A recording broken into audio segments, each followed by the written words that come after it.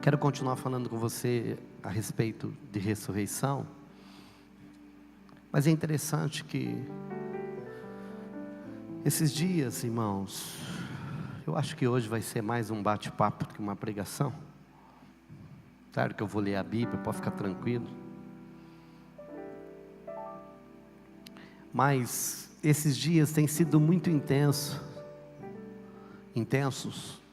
né? Temos acordado bem cedo de madrugada e trabalhado o dia todo e muitas decisões, muitas coisas, conversando com o diretor da Ceprosom,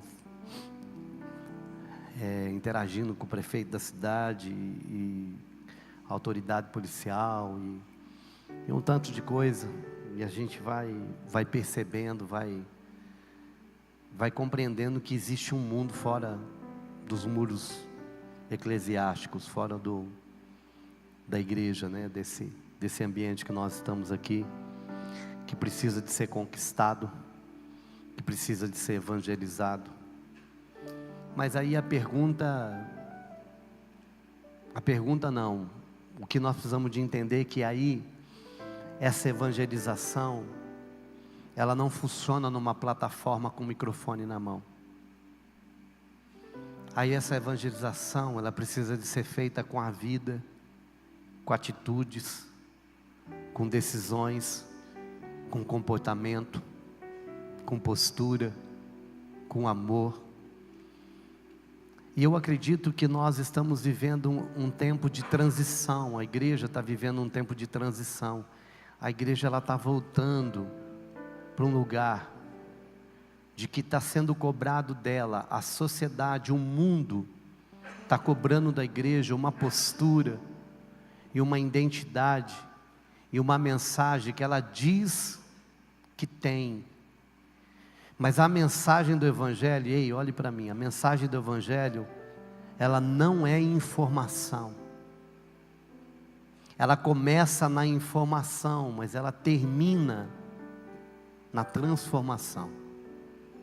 Porque informação sem transformação não é Evangelho. Ela começa com o Logos, a palavra revelada, mas ela tem que se tornar rema, viva. A mensagem ela precisa de ter pulmão. A mensagem não pode ter só som. A mensagem tem que ter pulmão, ela tem que ter coração, ela tem que ter suor, ela tem que ter força, ela tem que ter sangue, ela tem que ter amor. A mensagem ela não pode ser platônica. O Evangelho não pode ser transmitido só no campo das ideias, ele tem que transcender este lugar, ele tem que alcançar, ele tem que tocar. E a igreja precisa de acordar para isso.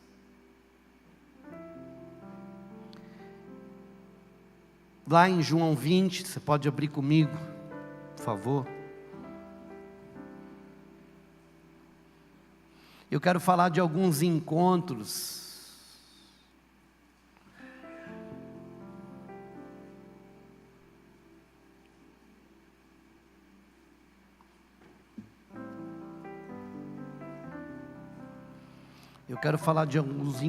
de algumas pessoas que encontraram Jesus ressurreto, e como elas estavam e como elas ficaram depois do encontro com Jesus ressurreto.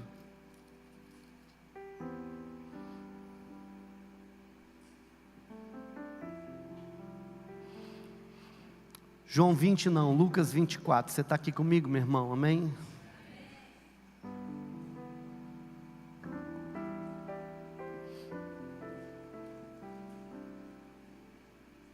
Você está bem? Estou bem, você?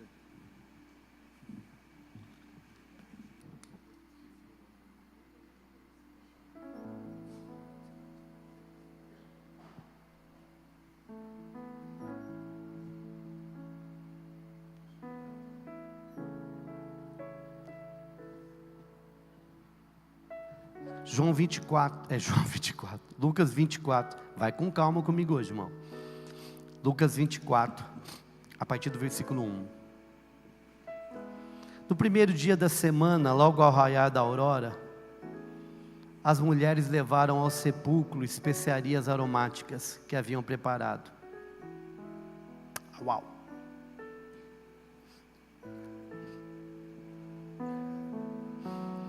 Sabe, irmão, eu fico impressionado. A Bíblia, mulher na Bíblia, ela representa a igreja. Geralmente, o papel da mulher na Bíblia representa a igreja. Você vai ver isso lá em Apocalipse capítulo 12. E você vai ver sempre Paulo ali em Efésios dizendo, né, que a esposa, a mulher representa a igreja, marido, tal, noivo, noiva. Então, mulher, ela tem um papel representativo, simbólico de a igreja. E a Bíblia diz então que logo após a morte, algumas mulheres, elas prepararam perfumes, prepararam especiarias aromáticas. Era um ritual que era feito em honra ao corpo da pessoa que tinha morrido. E é interessante isso, que a gente não se vê mais hoje isso, né? Geralmente as pessoas preparam o corpo de um defunto, só para que ele aguente mais, se o velório precisar de demorar um pouco. Mas não tem esse cuidado, né, com o corpo de alguém que já morreu, porque a ideia, e todo mundo sabe, é que o corpo já vai entrar em corrupção, já vai entrar em desintegração, já vai entrar no lugar de decomposição. Mas é interessante essa prática deles. Era um corpo que não tinha mais vida,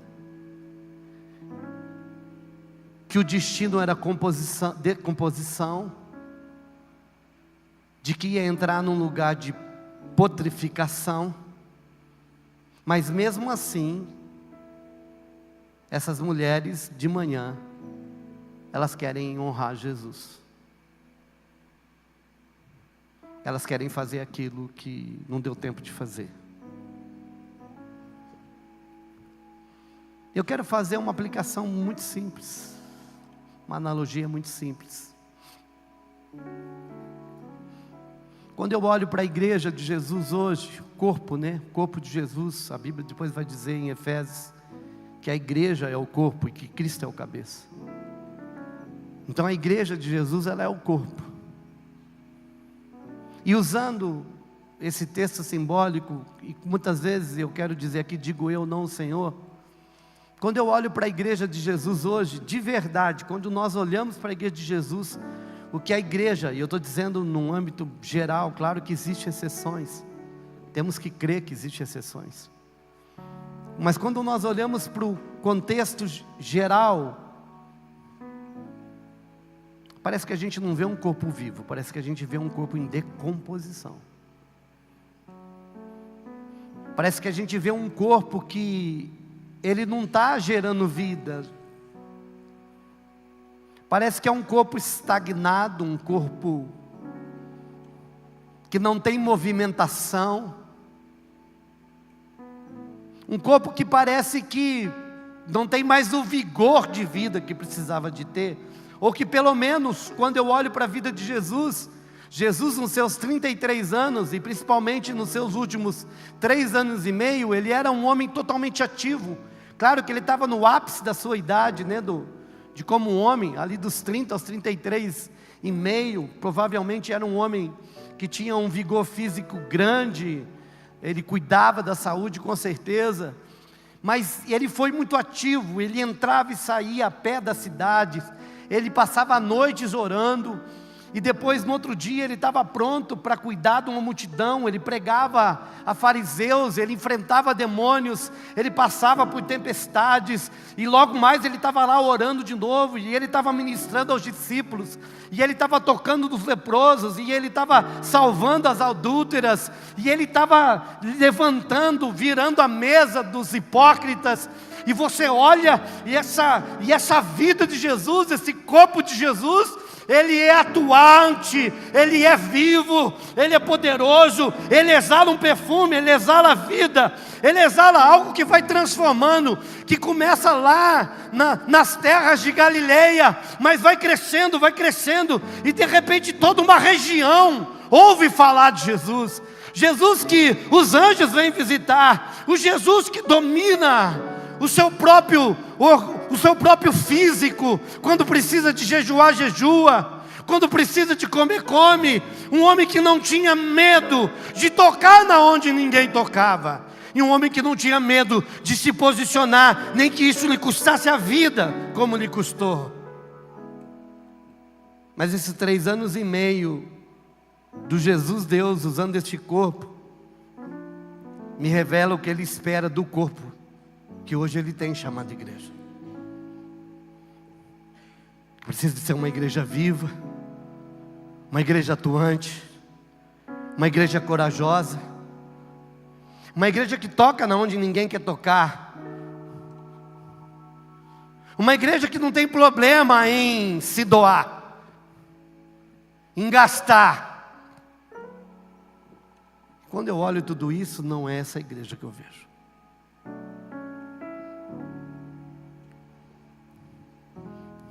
E eu não estou batendo na igreja, eu só estou analisando. Uma igreja egoísta, porque ela está voltada para ela mesma, no seu bem-estar, no seu conforto, na sua alimentação, na sua roupa, no seu calçado, no seu carro, na sua casa, no seu passeio, nos seus planos. Tudo é maravilhoso, desde que você não atrapalhe a minha programação. Eu posso fazer se eu me programar primeiro. Não, o pão não é seu, o pão não é nosso, o pão é meu.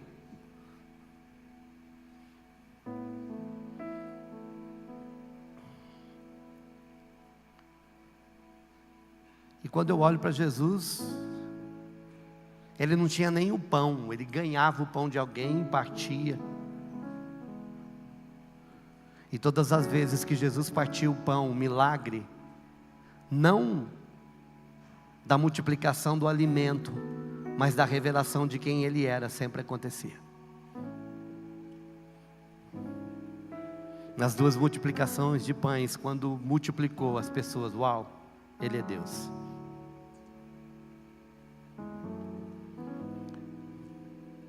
No caminho de Emaús, quando Ele encontra os 2 discípulos e parte o pão, uau, Ele ressuscitou. É na partilha do pão que o milagre acontece. É na partilha do pão que Jesus é revelado. É no partir que Jesus aparece. É no doar que Jesus aparece. E aí o que a gente vê é uma igreja que de verdade, olhe aqui para mim, ela não consegue manter nem a presença nos cultos mais. Não, eu não tenho medo de falar isso em rede aberta. Quantas pessoas faltando hoje? Nós temos lugar aqui para 500 pessoas, nós estamos com 190 sentados. Cadê os 300?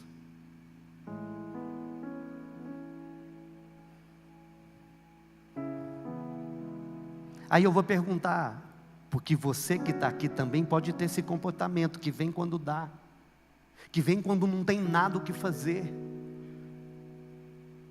quando dá tudo certo, quando você não está cansado, quando você não está com resfriado, quando você não tem um passeio para fazer, ou você é daquele, porque sabe, qualquer coisa, quantas pessoas, quantas vezes você faz isso? Ei, irmão, e nós estamos falando de ganhar a cidade, nós estamos falando de ganhar o mundo, nós estamos falando de enfrentar demônio, de enfrentar o inferno. Edificarei a minha igreja, e as portas do inferno não prevalecerão contra ela. Mas você não veja o cansaço.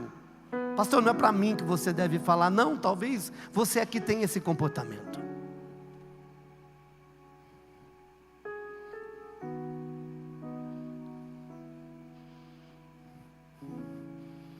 Mas apesar de todos esses defeitos e fraquezas, quantos de vocês são só domingueiros? Quantos de vocês que estão aqui sentados que só são domingueiros? E vem, se tiver tudo bem, não tiver mais nada para fazer.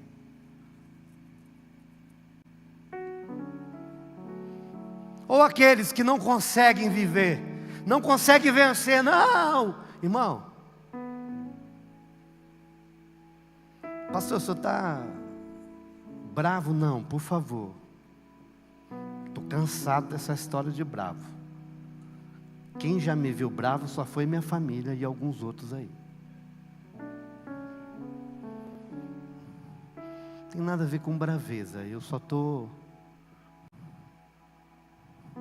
falando da igreja.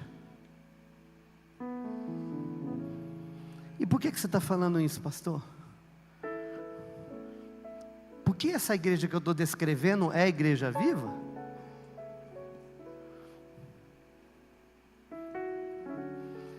É, irmãos, é a igreja viva que vai ganhar a cidade? É a igreja que vai viver a promessa? É a igreja que vai ser usada? É a igreja que vai bater de frente com Satanás e ele vai ter que ir em retirada? Eu lembro um dia que eu estava expulsando um demônio de uma pessoa e de repente o demônio virou para mim e falou assim: eu te odeio, cara. Eu falei, o sentimento é recíproco. E quando ele falou te odeio, eu falei, aleluia. Pensou se ele falasse que me amasse? Nós estamos em lados opostos mesmo.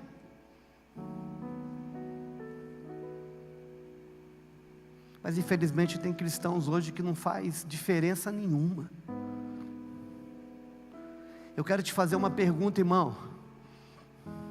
Um dia a Bíblia diz, lá em Atos dos Apóstolos, que tinha um grupo de irmãos, que eram filhos de um homem chamado Cefas, e de que eles eram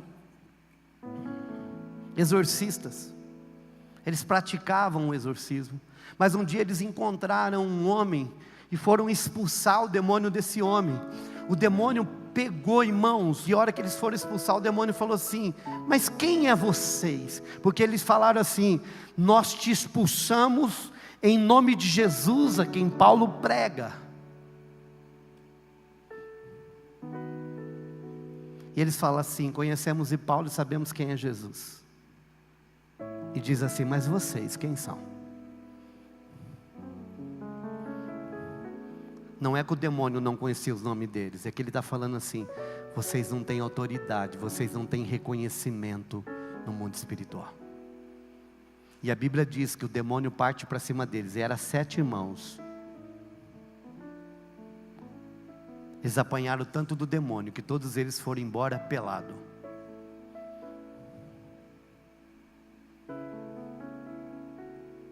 A pergunta é, Satanás conhece você? Não, eu não estou perguntando se Satanás sabe como você chama, no teu endereço, seu serviço. Fica tranquilo, ele sabe e vai lá. Misericórdia, pastor, misericórdia. Não, ele sabe e vai lá. Eu quero saber se ele te conhece como um opositor ao seu reino. Eu quero saber se se ele se incomoda quando você acorda.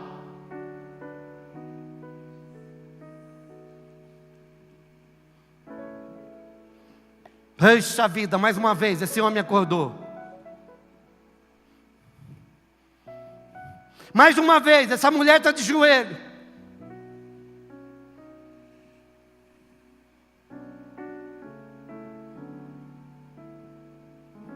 Ou simplesmente você acordando ou dormindo, para eles tanto faz. Lembra lá na brincadeira de antigamente? Quando a gente separava os times, eu sempre ficava por último, porque eu nunca fui bom de bola. Mas numa barreira além, numa situação além dos ruins de bola, que eram os últimos a ser chamados, tinha aqueles que a gente falava, esse é café com leite. Quem lembra do café com leite? Café com leite é aquele, tanto faz, para um lado ou para o outro, ele não vai fazer diferença nenhuma. Lembra disso? Geralmente eram os pequenininhos, e esse é café com leite. Não sei por que café com leite também, não sei. A minha pergunta é, Satanás vira e fala assim, esse é café com leite. Hã? Ô, fulano, está pregando. O demônio fala, esse é café com leite. Ei, esse está ministrando. É café com leite. Deixa quieto. Ei, diz que vai evangelizar. É café com leite. Pegou a Bíblia e foi para a igreja. Esquenta não, é café com leite.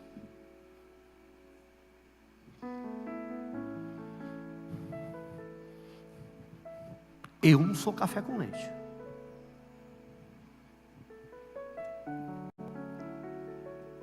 Você é café com leite? Perguntei, você é café com leite? Oxe.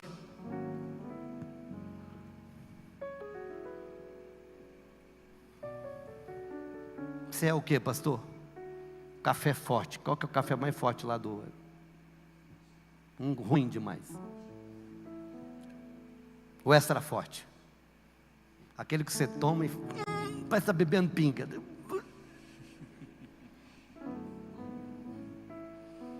Credo, pastor, você já bebeu pinga? Já.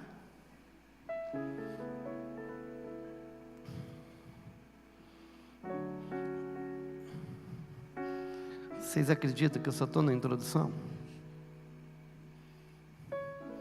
Mas esse corpo...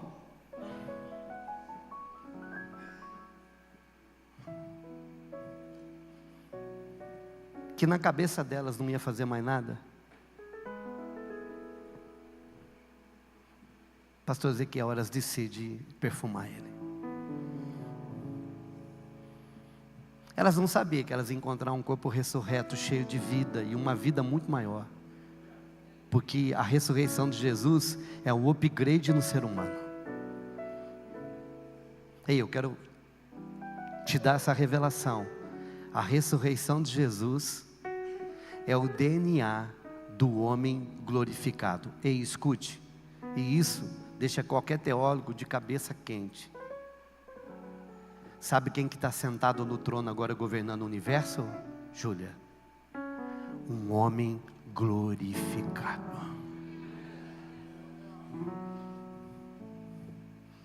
É um homem glorificado, sentado no trono, governando. E sabe qual que é a promessa?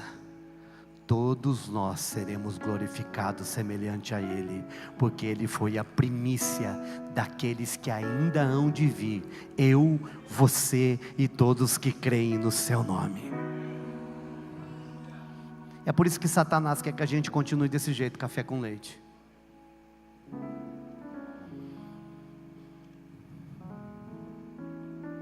Mas sabe o que eu acho interessante? É que essas mulheres, sem saber, elas tomaram uma decisão de cuidar do corpo. A ideia delas era trazer vida para onde não tinha mais.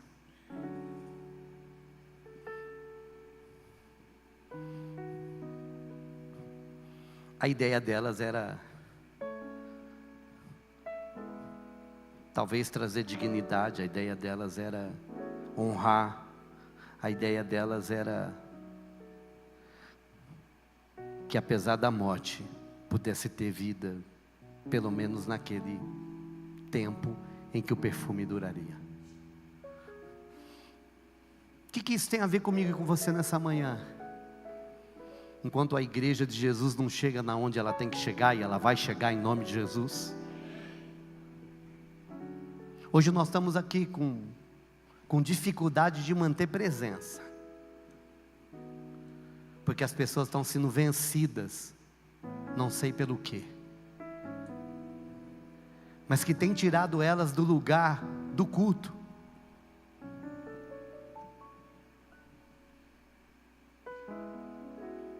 E eu não estou falando para os que faltaram, eu estou falando para todo mundo.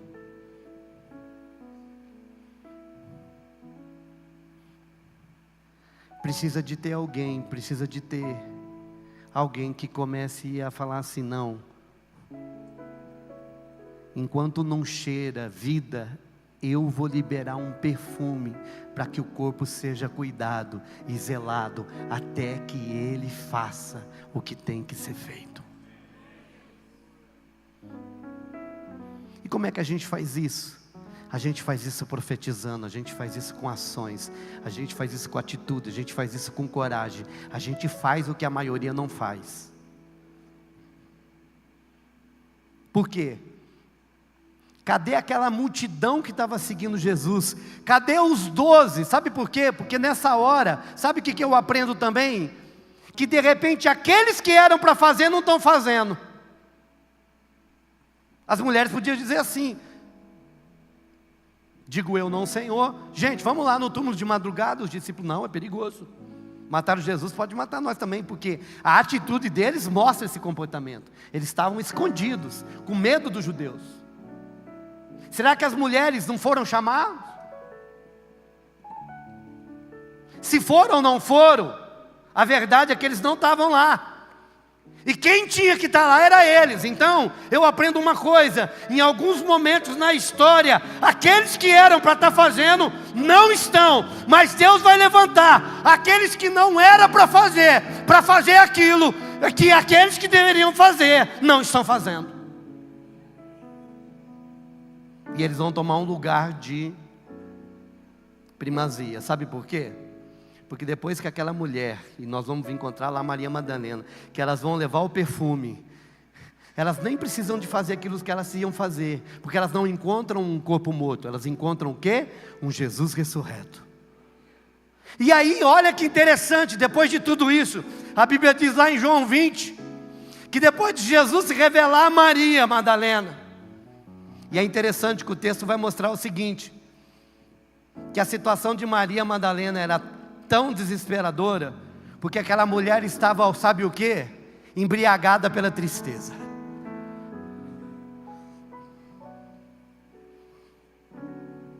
Deixa eu te dizer uma coisa, a Bíblia diz assim,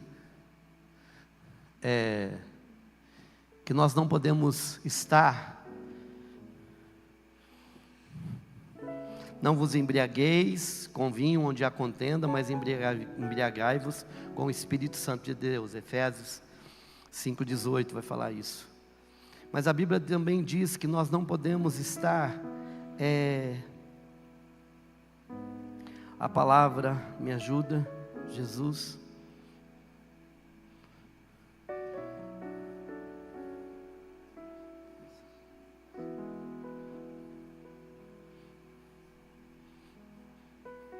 Quando diz que nós não podemos, o que a embriaguez faz? Ela tira sobriedade. Sede sóbrios e vigilantes. Obrigado. Sobriedade. A bebida, ela tira a nossa sobriedade.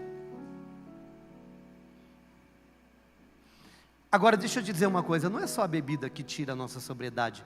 Tudo aquilo que te tira a sobriedade, deixa eu te dizer, o medo naquele dia, a decepção, a tristeza na verdade, o medo foi nos discípulos, agora em Maria Madalena foi a tristeza, tirou a sobriedade dela, ao ponto dela ver Jesus e não reconhecer Jesus.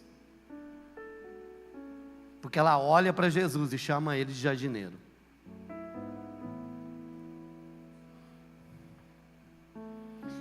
Você sabia que decepção com pessoas pode tirar a nossa sobriedade? A tristeza, além da conta, pode tirar a nossa sobriedade.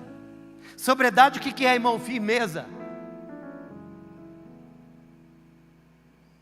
Você está sóbrio, está firme. Você consegue se colocar firme. Por que o bêbado ele cai? Porque ele perde a sobriedade, ele perde o equilíbrio. Tristeza demais faz as pessoas perder o equilíbrio. Ela não consegue responder ao ambiente, ela não consegue entender, ela entra num lugar de coitadinho, da caverna, da autocomiseração. Coitado de mim, ninguém olha para mim, ninguém reconhece o que eu fiz, ninguém está vendo a minha tristeza, e isso pode tirar de lugar. Veja bem, essa mulher, ela vai lá, elas estão embriagadas de tristeza, ao ponto de não ver o que era nítido. Primeiro, a tumba foi aberta, não para Jesus sair, mas para elas saberem que Jesus já tinha saído. Mas esse sinal elas ignoram, por quê? Tanto que quando ela vê o túmulo aberto, em vez dela falar, lembrar do que ele disse, dizer, ele ressuscitou, o que ela diz? Roubaram o meu Senhor. A tristeza faz eu fazer uma análise que não é real. A tristeza faz eu ver um sinal de vida, um sinal de mais decepção. Agora não só o mataram, mas também roubaram. Mas os sinais eram de vida, não de roubo. Alô? A decepção pode fazer isso. A decepção com o bispo. A decepção com a esposa, com o esposo, com o amigo, com o pastor, com o patrão, com o líder, com o amigo, com a amiga, com o irmão. E aí, por conta de se encher, de se embriagar, de decepção, muitas vezes o sinal é de uma reversão daquilo, mas você não consegue enxergar. Ela vê o túmulo aberto, roubaram o meu Senhor. Ela vê Jesus é o jardineiro.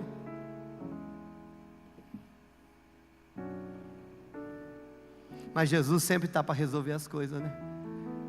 E aí, ela não entendendo, conversando com Jesus, ela não está ouvindo a voz de Jesus. Vendo Jesus, ela não está vendo Jesus. Jesus traz para ela um encontro íntimo e pessoal. Ele diz, Maria.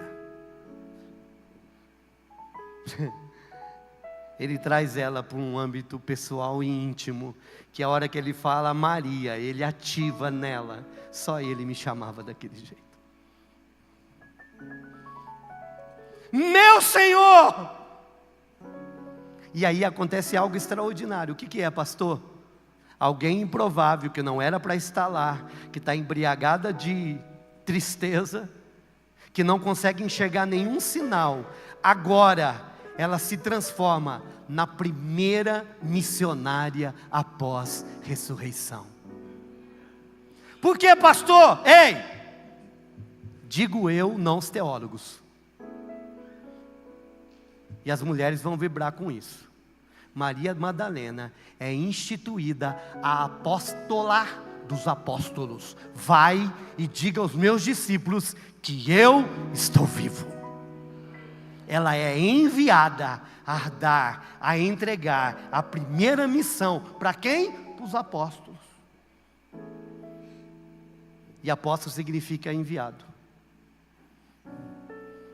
E outra, e para quem? Para um grupo mais desacreditado da época, as mulheres. Ele entrega a maior mensagem do século, da eternidade, da humanidade. Ele ressuscitou na mão de uma mulher que estava embriagada de tristeza, mas com um encontro pessoal e íntimo com Jesus, se transforma na primeira missionária da primeira igreja levantada.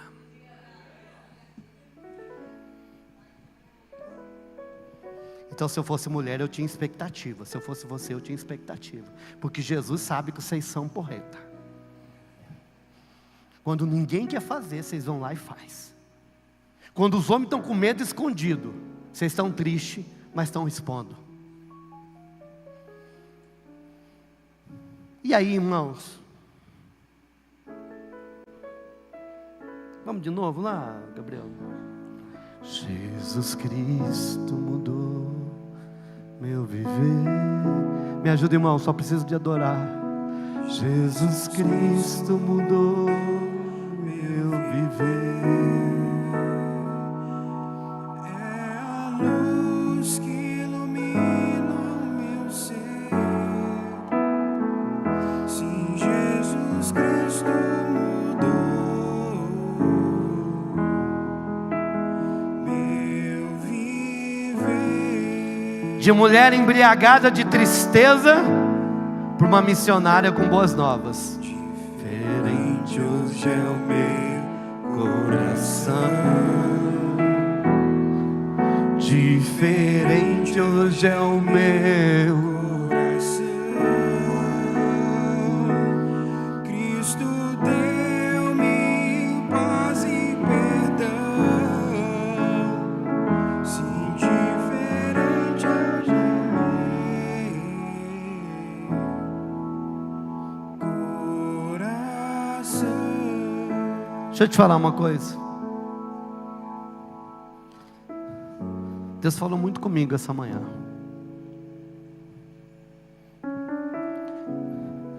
Eu gostaria de fazer algo aqui, algo profético. E eu quero saber se tem alguém que pode me ajudar.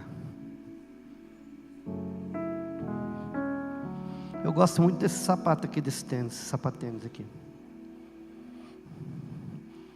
Eu não sei nem se ele tem marca. Não, democrata. Oxe. Acho que eu ganhei de alguém. Democrata. Ele está meio sujinho aqui, mas ele é novinho. Rapaz, a meia furada, né? Para não ficar muito feio, deixa eu tirar a meia. Jesus já falou para mim, Cláudio, não anda com meia furada. E a Marli também. Vamos deixar a meia aqui do lado. Estou com um democrata 39 aqui. Sei que não vai fazer muito sentido, mas daqui a pouco vai fazer. Eu queria trocar por um calçado 44. Estou falando sério, homem. O que é o seu? Aí é muito, Paulão. Não vai caber. 44. Seu é 44? Então traz para mim aqui. Quer trocar pelo democrata? Senão que você vai ficar sem e eu também. Mas você vai levar isso profético. Esse sapato aqui vai simbolizar algo que você vai entender depois. Então tira. Me dá ele aí. É 44 mesmo, né? Daqui. Você usa 45, mas veio 44? Rapaz, o teu é aleatório, hein?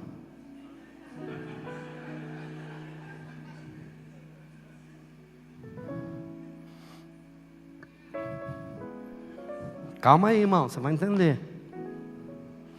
Irmão, sempre corta a unha. Cadê a turma? Não filma não, hein? Rapaz, eu vi você sem barba, falei, quem que é aquele cara lá? Ô Maíra, cadê você? Não deixa cortar mais não. Deixa mais não. Eu estava lá no meu gabinete, a hora que começou. Aí, estava vendo aí, a filmagem passou por aqui. Eu vi aquele rapaz ali, que veio quinta-feira pela primeira vez, né? Que você entregou a vida para Jesus, não foi? Como é que você chama? Lucas! Meu Deus!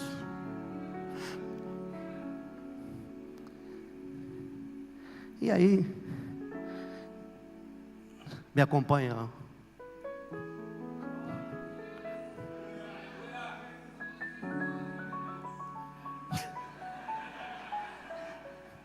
Brincadeira, irmão. E aí Deus falou comigo. Essas cadeiras aqui é os reservados, não é? Para os pastores, para a liderança. E aí eu vi o Lucas sentado aqui. Falei, uai, não avisaram o Lucas que ali é para os pastores, é o Espírito Santo. Você já ouviu o Espírito Santo fazer assim para você? Não queira. É constrangedor. Aí o Espírito Santo perguntou assim para mim: não é reservado? Eu falei, é. Reservado para quem? Aí ele não precisou te falar mais nada, porque a gente já se conhece. E quando ele começa na ironia, eu já sei onde ele quer chegar.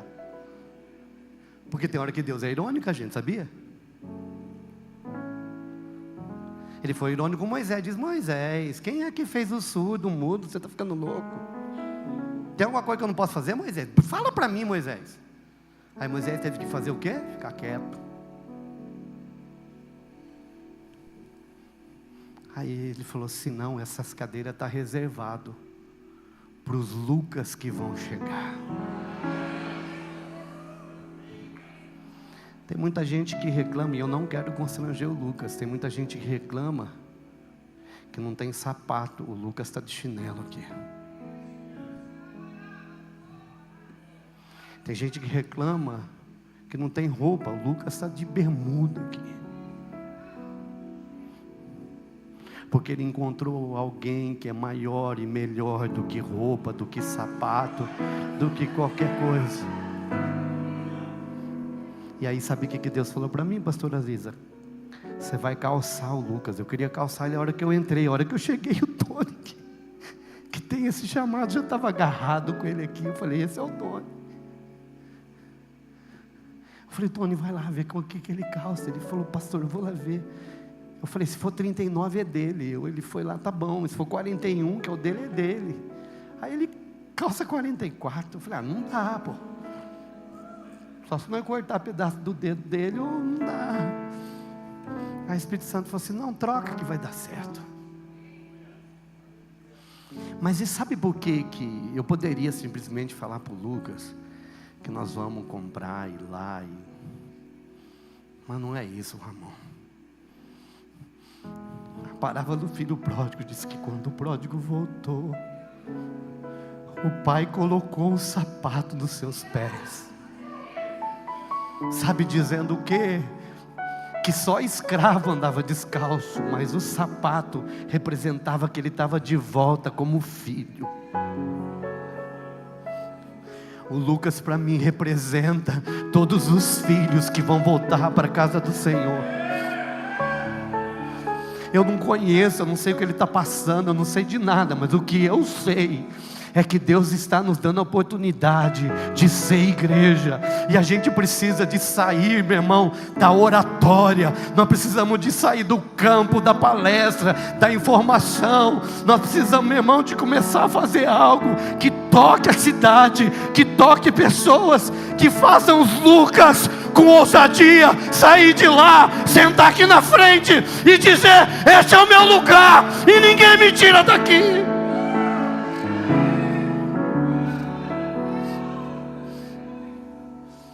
Nós precisamos de ir embora descalço.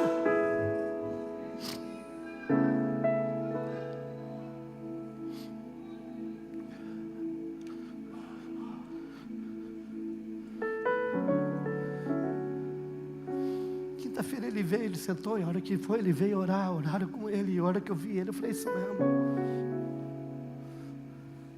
Irmão, não sou eu que faço a obra nele, é o Espírito Santo que faz.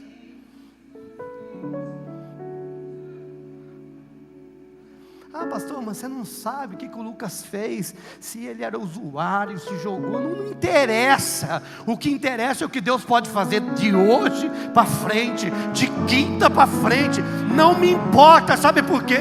Porque Ele não pergunta de onde eu vim, porque todos nós viemos do mesmo lugar, viemos do pecado, viemos, meu irmão, da maldição, viemos da queda. Todos nós somos homens e mulheres que viemos da queda. Não importa se você mora no condomínio, não me importa se o teu carro é de 100, 200, 300, 500 mil, não me importa se a sua casa é de 1,5 milhão, 2 milhões, 3 milhões, 5 milhões, não me importa quanto você tem no banco, não me importa se você mora na favela. Todos nós viemos do mesmo lugar, somos os rebeldes da queda, mas fomos alcançados pelo poder do seu amor.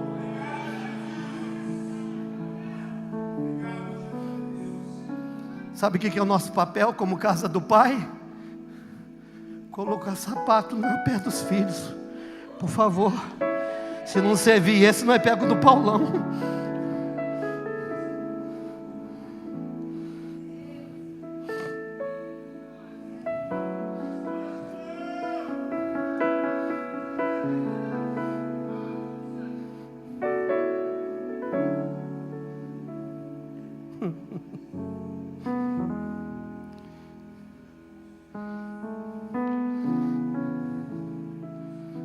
Fica de pé, Lucas. Ficou até chique, hein? Vem aqui.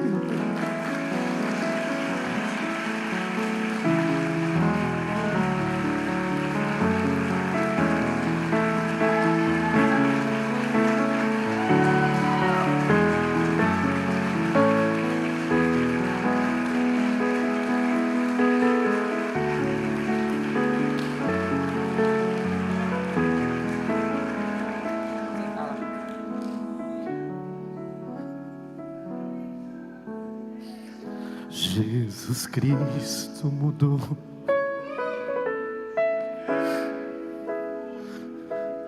Jesus Cristo mudou meu viver. É a luz que ilumina. Sim, Jesus Cristo mudou meu viver.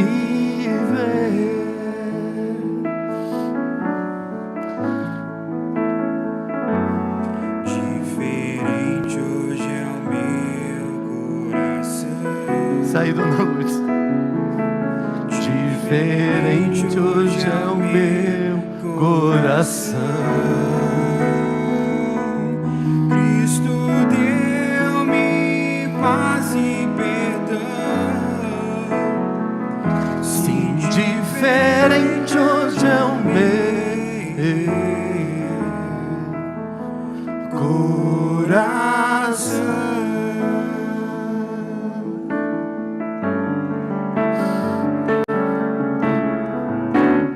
O amor só conhecia em canções que falavam de ilusões, mas tudo agora é diferente. Cristo fala a toda a gente, pois Cristo deu-me seu louvor. Vai lá amor. pra frente. Diferente hoje é o meu coração. Diferente hoje é o meu coração. Cristo deu-me paz e perdão. Sim, Diferente hoje é o meu coração. sabe, irmãos, quando eu estava falando do número de pessoas que faltou, não estava falando de gente sentada. Eu não me preocupo nem um pouco com isso, irmão. Eu não sou pastor que entra em crise por causa de igreja cheia e igreja vazia. Eu estou respondendo um chamado. Mas essa ausência é um sintoma de algo sério, de esfriamento.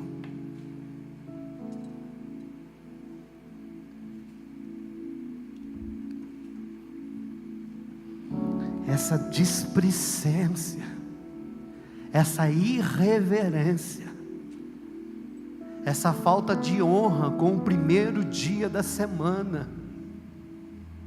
Você sabia que o povo de Israel, eles foram para o cativeiro porque eles não guardavam os anos sabáticos? Cada 7 anos tinha um ano do descanso da terra. Eles não guardaram, e por isso eles foram. Depois de 490 anos, eles ficaram 70, pastor Ezequiel. E foi porque eles não honraram o que Deus disse para eles: o meu sábado é sagrado. Ei, irmão, tem certas coisas que o povo de Deus não está entendendo. Deixa eu te falar uma coisa. Claro que não é lei, é honra, é princípio. O domingo para nós, por causa da ressurreição, o dia do culto deveria ser sagrado para você. Não deveria ser secundário. Não deveria ser algo, se der eu vou, se tiver outra coisa eu não vou. Deveria ser, não tem negociação. É do meu Deus, ponto. E tem gente que quer ir além. Não, quero ser usado pelo Senhor. Irmão, você não está sustentando a presença. Você quer ir para onde? Você sabia, irmão, que mais do que receber a presença de Deus, é suportar e carregar ela? Você sabe o custo que é para carregar a presença do Senhor? É muita renúncia, meu irmão. Agora, se você não consegue se manter firme, por favor, você não sabe nem o que você está pedindo.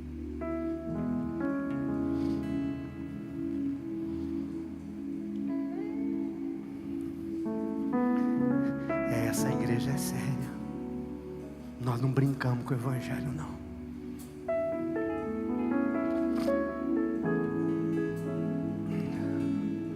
Pastor Ezequiel, discípulo Lucas, procura saber, tá? Vamos cuidar do Lucas, porque muitos Lucas vão chegar. E quando falou Lucas, espera aí, Lucas, já nós falamos. Quando ele falou Lucas, para mim isso é mais do que um apontamento. Lucas foi aquele que escreveu o Evangelho de Lucas, servo de Paulo.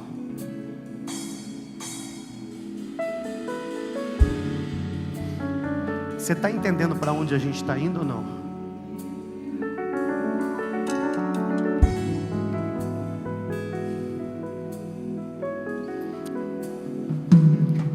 O Espírito Santo falou no meu coração que era para cantar uma música. Segura aí. Aquela antiga. Quando a vida se torna difícil, quando você não se sente alguém, seu peso está de atuar, quando das marcas só restam feridas. Presta atenção. Quando o amor não é alcançado, quando o mundo te deixa de lado e o coração explode na dor, é hora de ter o Salvador. Segura, preste atenção na letra.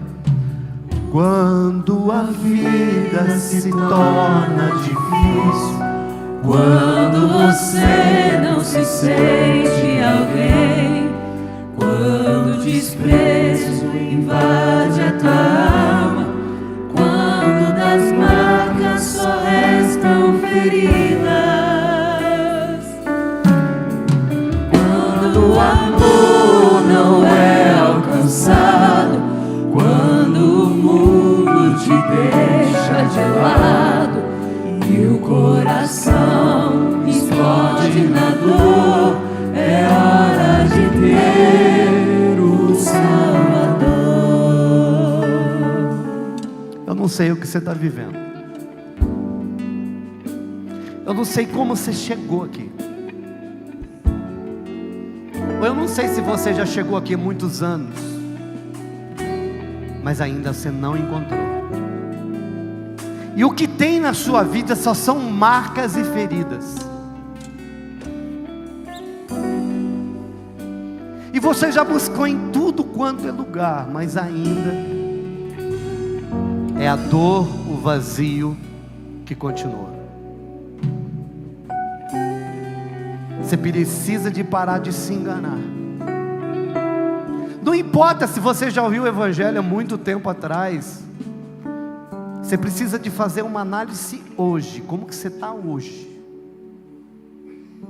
Porque o Espírito Santo está me dizendo aqui de dois grupos de pessoas, que nós sempre temos esses dois grupos. Aquele que precisa de entregar sua vida para Jesus hoje, e aquele que precisa de voltar para Jesus hoje.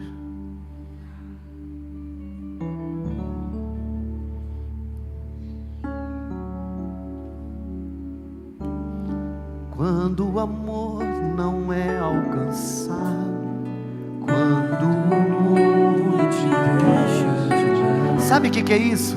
É quando você deixa de andar com Jesus e vai atrás das coisas que o mundo oferece. Pastor, e o que o mundo oferece hoje? O mundo oferece as festas, os churrascos da vida, regado a álcool, droga e sexo, de alegria temporária, de prazer temporário. O que o mundo oferece? O mundo oferece também aquele lugar aonde eu pego e vou viajar para esquecer a dor da existência, ou para esquecer a dor de um casamento falido, ou para esquecer de tantos problemas que eu tenho. Então eu resolvo de uma viagem atrás de outra viagem. Também o mundo oferece o dinheiro que pode comprar qualquer coisa. Dinheiro só compra coisas, porque alguém, só Deus pode dar. O dinheiro sempre vai comprar coisas, mas nada vivo.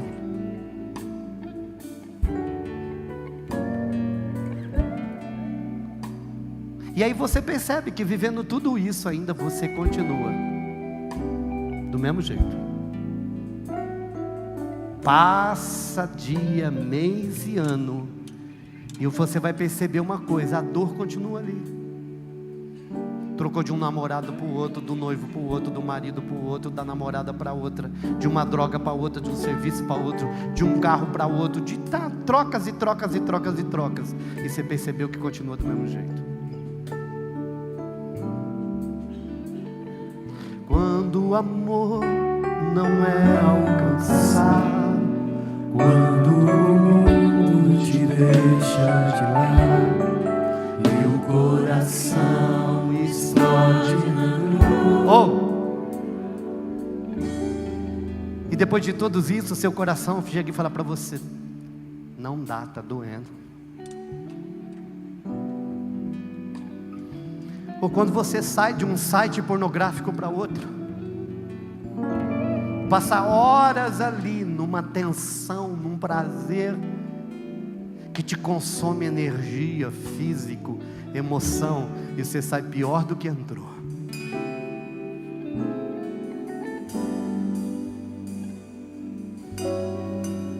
E o coração explode na dor. Ele está gritando: tem algo, tem alguém. Aí a canção continua: é hora de ter o Salvador. O Salvador, Ele é Jesus, que por você morreu na cruz. Sua vergonha e teu desprezo Ele levou.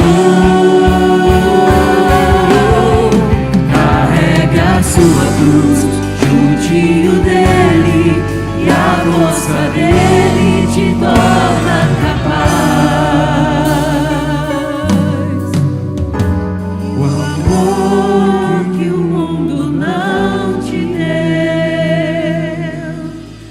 Jesus te dá. Ei, escute.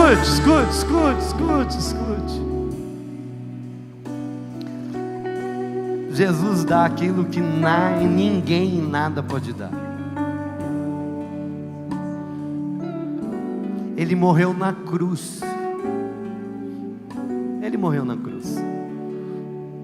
Ele ressuscitou para te dar uma nova vida.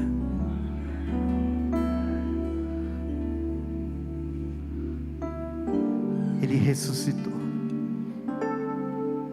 Você pode tomar uma decisão hoje, continuar do jeito que você está. Enquanto você tem ainda vigor físico, mas eu quero te dizer, você pode ter vigor físico, mas tua alma está definhando. O que, pastor? Você pode ter vigor físico, mas a tua alma está definhando. Você sabia que a alma envelhece? Ela não morre, mas envelhece.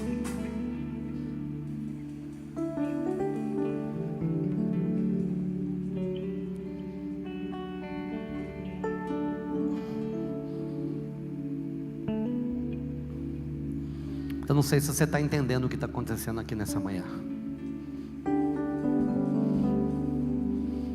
mas o Senhor está ativando um monte de gente para viver uma igreja verdadeira. Ele quer te tirar desse lugar de domingueiro, e olha que nem domingueiro você está conseguindo ser.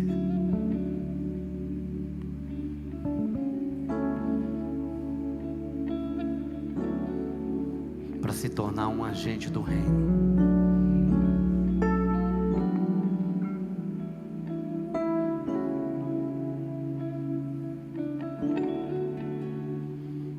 Para se você se tornar um homem, uma mulher tão poderoso, irmão, no reino de Deus, para se tornar poderoso, você não precisa de microfone, você precisa de joelho no chão. Você não precisa de plataforma, você precisa de altar. Isso daqui é plataforma. Nem todos vão subir, mas altar todo mundo pode levantar. Você sabe como que Deus escolhe os da plataforma, os que tem altar? Estou falando Deus. O pastor pode até escolher gente para plataforma que não tem altar, mas os escolhidos de Deus para plataforma é só quem tem altar. Ele não comete o erro que eu cometo.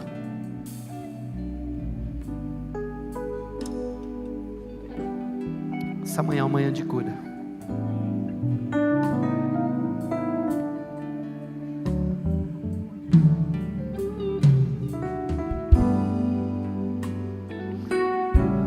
Fecha teus olhos.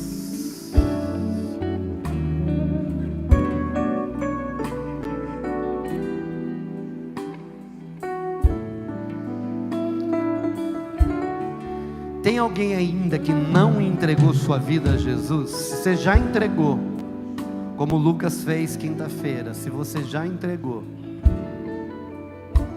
já está entregue. Mas se tem alguém aqui sentado que ainda não entregou e quer entregar, eu quero orar com você nessa manhã. A única coisa que você precisa de fazer é dar um aceno, é levantar uma das suas mãos e eu vou te ver, dizendo assim: Senhor, sou eu, pastor. Eu quero entregar minha vida a Jesus essa manhã, para nunca mais ser o mesmo, para experimentar essa nova vida e ter o Espírito Santo dentro de mim.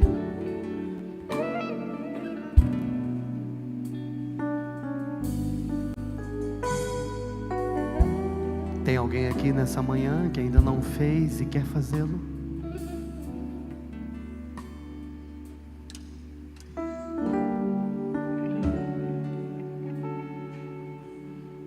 É só dizer assim: sou eu, pastor.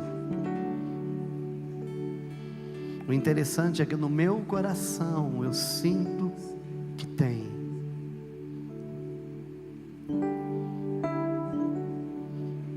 Cristo é a nossa vida, o motivo do louvor em nosso novo coração. Pois morreu a nossa morte para vivermos sua vida, nos trouxe grande salvação.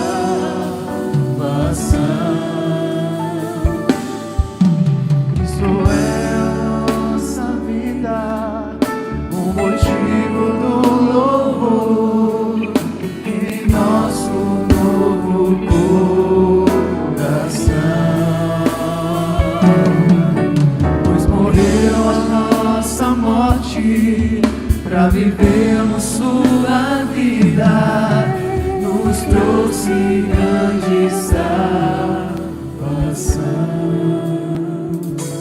Tem alguém aqui nessa manhã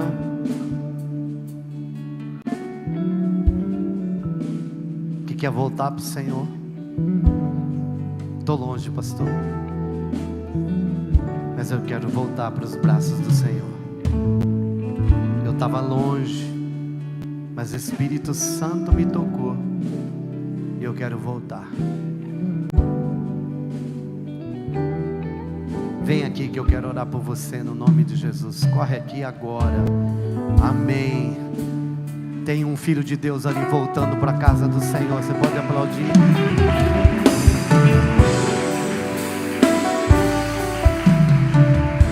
Tem mais alguém que quer fazer isso? Pastor, eu estava longe.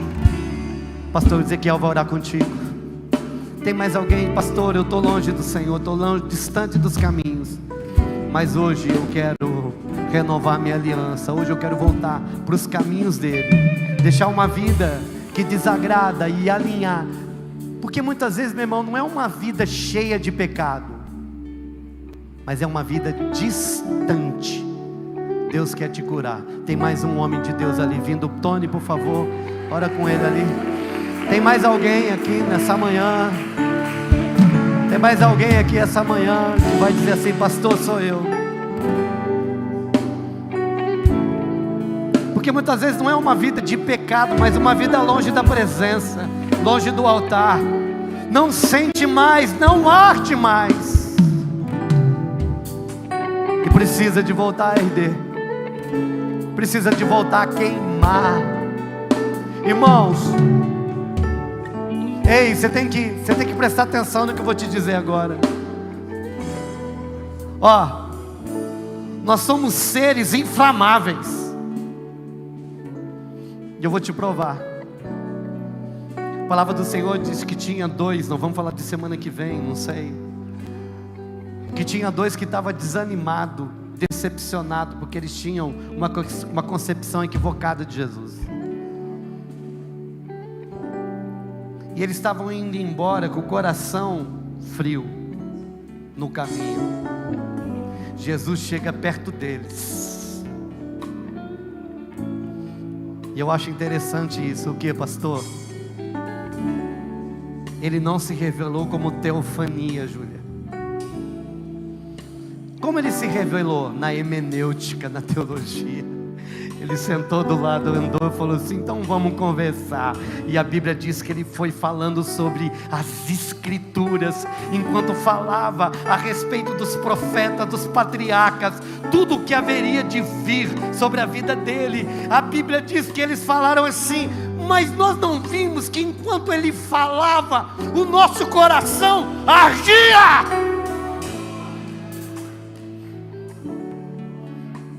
A palavra ardia no original é Caio. Vocês vão lembrar disso para sempre. Caio significa arder. Cria jeito agora, hein, Caio? Eita Deus de glória! Já trouxe, pode orar com ele. Vem aqui, por favor. Ei!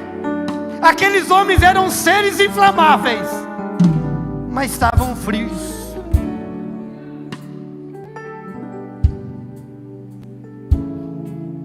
Se enquanto eu falo sobre as Escrituras, o seu coração arde, bem-vindo ao time dos incendiários, dos tocha. Vira para o teu irmão e fala assim: e aí, você é uma tocha ou não? Ih, pastor, não estou nem um palito de fósforo. Na moda dos mineiros, não estou nem um forfe.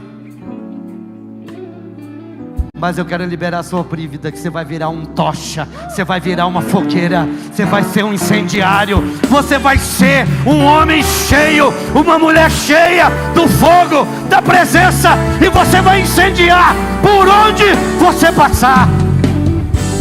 Eu creio nisso.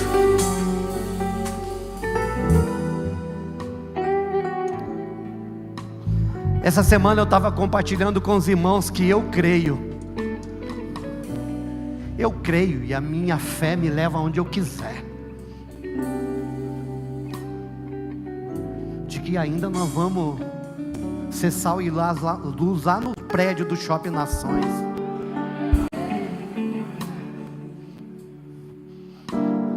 A hora que eu fui lá atrás, eu falei com a diaconia, eu falei, nossa, quanta gente faltando, né? Pedi para o Lucas, conta para mim, Lucas. Lucas foi e contou, tinha 190. Satanás vem no meu ouvido, Isabela, e fala assim: você não consegue nem fazer com que o teu povo venha na igreja, e você está falando que você quer ir para as nações. Acorda. Sabe o que eu falo para ele? O meu Deus é poderoso para fazer muito mais de tudo aquilo que pedimos ou pensamos, através do seu poder que opera em nós. Não tem nada a ver comigo, é tudo com Ele, é tudo dele, é tudo para Ele. A vontade dele é ganhar essa cidade, e se Ele for ganhar essa cidade, nós vamos precisar de espaço. Oh, meu irmão, o Limeirão vai virar lugar de culto. Meu irmão, os maiores prédios de toda a cidade de Limeira vai virar igreja. Não só para Sal e Luz, para Assembleia, para Filadélfia, para toda e qualquer igreja que conhecer, que crer, que desejar, Deus vai nos dar. Eu creio nisso.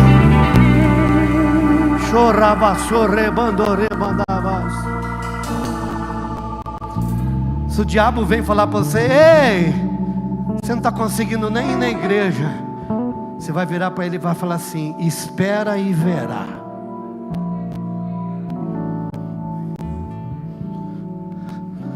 Vai ver o homem e a mulher de Deus que eu vou me tornar. Eu sempre digo isso, meu irmão, que um homem e a mulher de Deus, quando é temido no inferno, quando ele acorda de manhã, os demônios têm desespero. Esse fica lá na beiradinha da cama. Será que morreu? Será que vai morrer? Não sei, não está respirando direito. Ainda mais foi igual eu assim. Aí o demônio põe a mão no nariz para ver se está. Credo, pastor, faz isso sim. Aí de repente você acorda. Aleluia! Aí ele sai. Deu ruim. Acordou cheio de aleluia. Eu gostei disso, hein? Gostei disso no teclado aí. Gostei.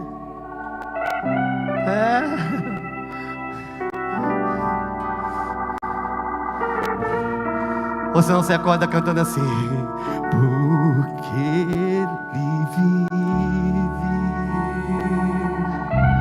posso crer no amanhã, porque Ele vive, temor não há. Mas eu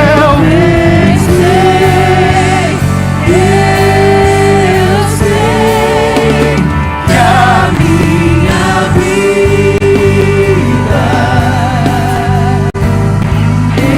está nas mãos do meu Jesus, que vive está. Sabe, irmão, eu posso não ser Paulo, que escreveu 60% do Novo Testamento, que viajou o mundo inteiro da sua época, que foi até o terceiro céu, em 2 Coríntios capítulo 12 vai falar sobre isso, e que viu coisas inefáveis que ao homem foi proibido de falar. Mas se eu não for ser o Paulo dessa geração, pastora Alice, eu quero ser o Ananias, que foi lá e colocou a mão na cabeça dele e diz: Paulo, veja, recobre a visão e responda ao chamado. Porque com certeza Ananias vai desfrutar do galardão de Paulo. Tá, irmão, eu abro mão de ser o Paulo, mas eu não abro mão de ser o Ananias na sua vida, nessa manhã e nos dias que se sucederem. Esses dias eu estava conversando com o pessoal do Integral e eu já estou terminando. E eu fiz um pedido e pedi para Deus, e por favor, não é para você ficar triste nem falar, ai, nada disso, misericórdia. Eu não quero ver um misericórdia enquanto eu falar. Se você falar misericórdia, guarda para você. Eu estava falando para eles que eu vou morrer na quinta. E quando eu morrer na quinta, eu quero que vocês façam culto na sexta, no sábado e no domingo. E no domingo vocês fazem ceia. Aleluia, glória a Deus. E eu quero que ponham uma foto bem grande minha. Eu já vou estar mais magro, por isso fica tranquilo com a foto. Mas aí eu quero que vocês falem do que Deus fez.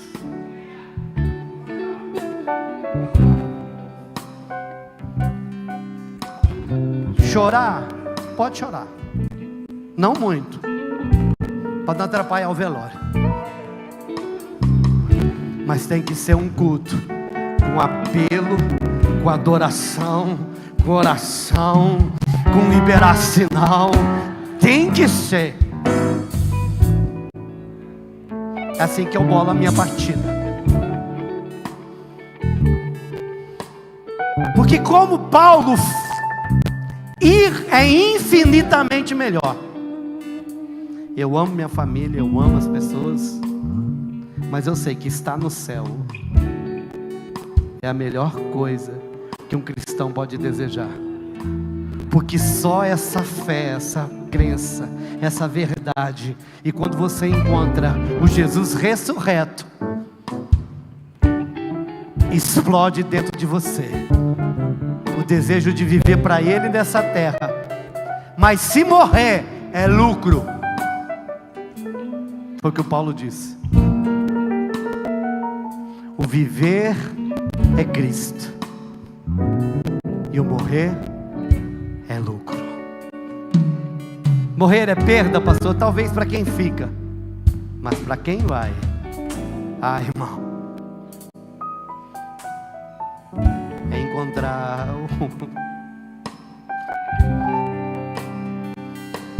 o amado da alma, é rever os amados, é reencontrar minha mãe querida, meu pai que foi alcançado, os santos do Senhor, e falar assim: valeu a pena. Enquanto isso, a gente vai gastando e desgastando a nossa vida por amor ao Evangelho. Nós estamos com mais de 100 pessoas lá no albergue,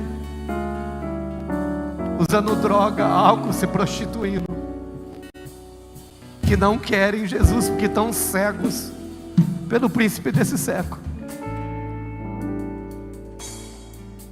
Essa semana eu entro num jejum por eles, porque só Deus pode salvá-los, só Deus pode revelar a eles a verdadeira vida. E se Deus nos colocou lá, irmão, essa cidade vai ter que saber. Essa cidade vai ver Jesus revelado no partir do pão. Porque Jesus se revela, pastor Ezequiel, só no partir do pão. Foi o que fizemos profeticamente aqui hoje. Eu disse que hoje seria uma conversa. Fica de pé comigo, nós vamos adorar o Senhor e vamos embora para casa.